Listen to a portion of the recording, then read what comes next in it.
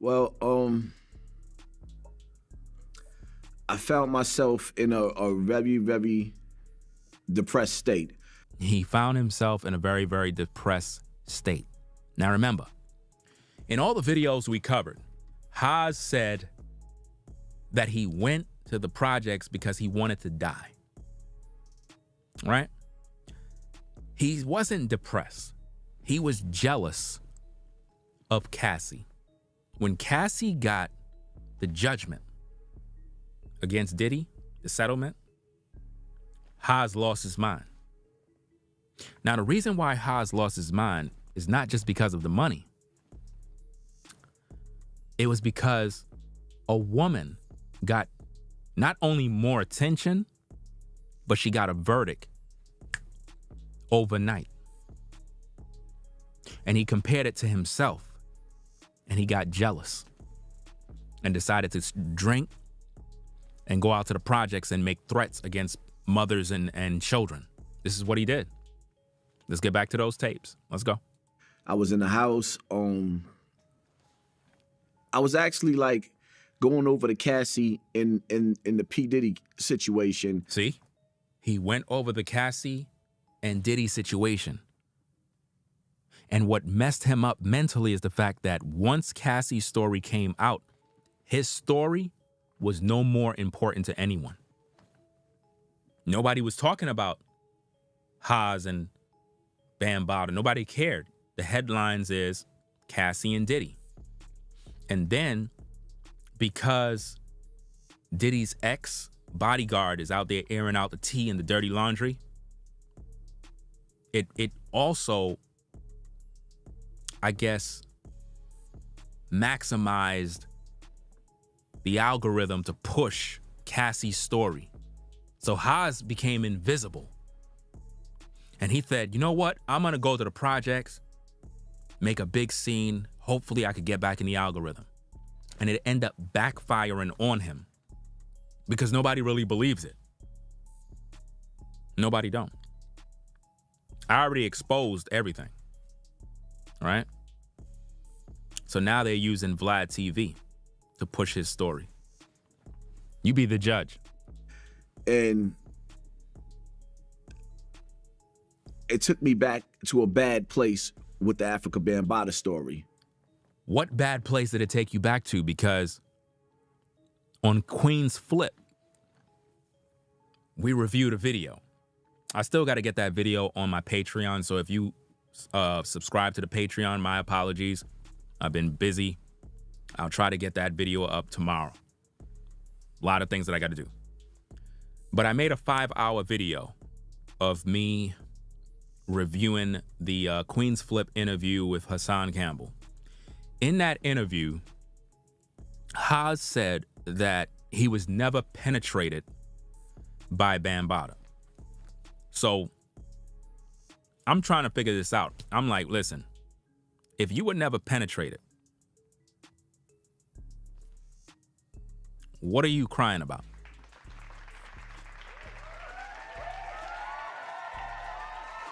Because according to Hassan, he said that Bambaataa thighed him.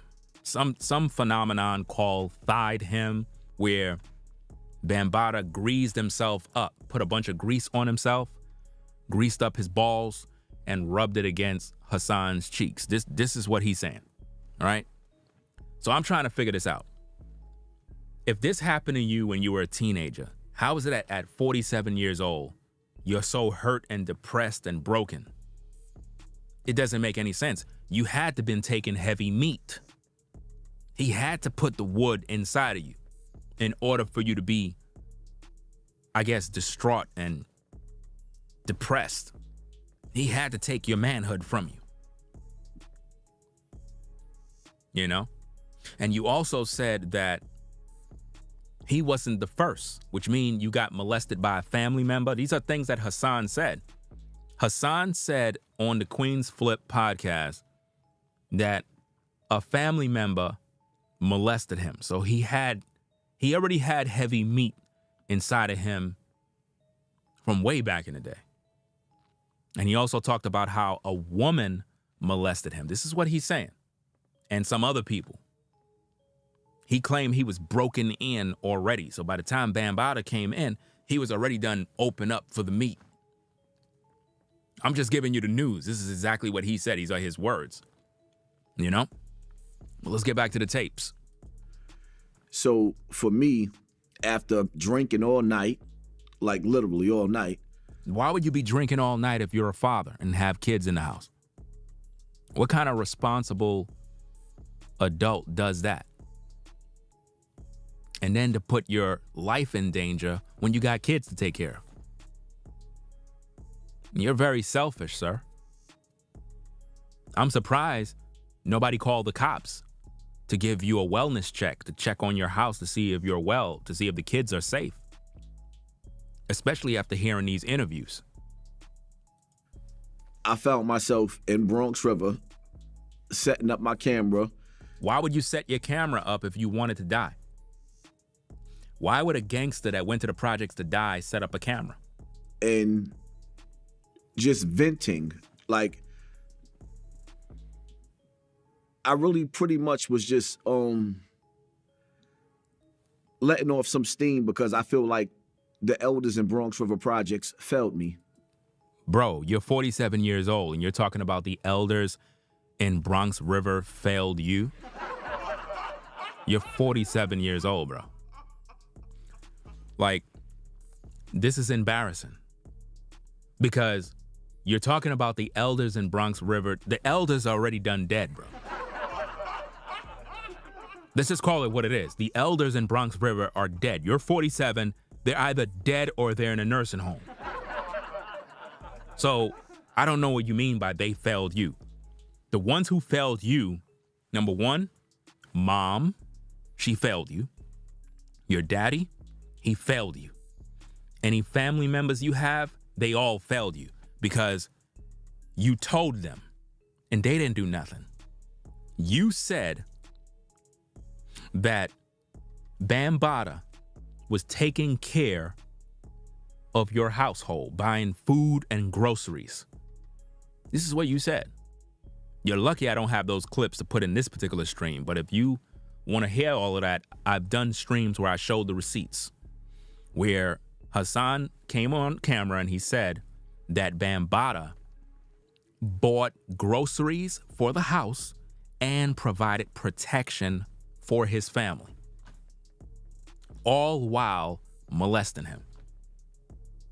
And he said this because Whack 100 asked him the $1 million question, was like, so are you going to pretty much put in that work?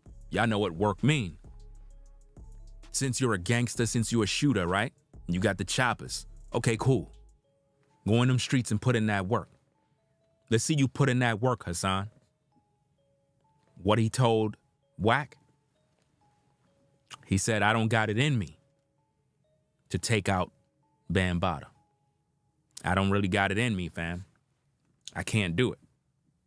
You know what I mean? Basically, what he's saying is he's scared that he's not really gangster. I already told you, Haas is not gangster. Dude is not gangster, bro. Dude is an actor. Because a real street dude, number one, would have been handling his business and he wouldn't be online talking about his business. Nobody won't know what he's doing. A real dude in these streets is not going to be self-snitching online doing podcasts about another man and talking about how many guns he got and all this other nonsense. Haas is a felon. So number one, he can't even bear arms. He can't even have a gun in his house. So all that gangster talk, I'm not trying to hear that. If somebody was to pull up at his crib right now, bruh man don't have no burner. So all that online talk about you gangster, you not gangster. You work for the feds, bro. I know you work for the feds. Probably in witness protection program, something like that. They probably put you in your house because based on your own words, you said you live right around the corner from the police station. So you ain't gonna put no hands on Bambaataa. So I don't know why you keep talking about this dude. He ain't never going to prison. You ain't never getting no money. So what exactly is the play? To milk the algorithm. to keep people listening to your story over and over.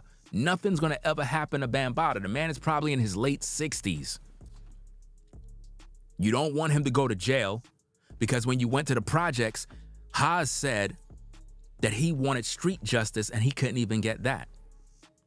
So basically he wanted somebody to sign up to put a battery in their back to go put in the work that he should be doing himself. Nah, go put in your own work, fam. You supposed to be gangster, right?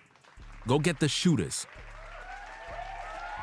You talked all of that jazz about you got soldiers and you'll have a bunch of soldiers that'll pull up at the projects. Well, pull up to Bambaataa and stop talking. All this talk is just internet nonsense, man. When you in them real streets, it's a whole nother world.